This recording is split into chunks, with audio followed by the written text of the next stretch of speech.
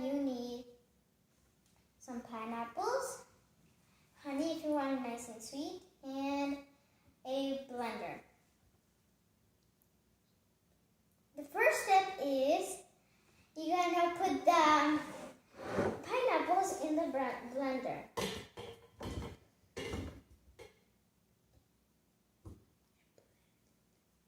And then you're gonna blend it nice and smooth. First, you need to taste the pineapple juice. If it's nice and sweet, then you need to add honey. If it's sour, then you can add some honey. Mine is sour, so I'm adding honey.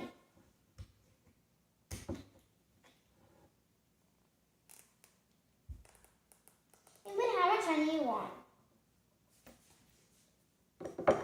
So I put this much. So we're enough. And then you're going to mix it nice and good.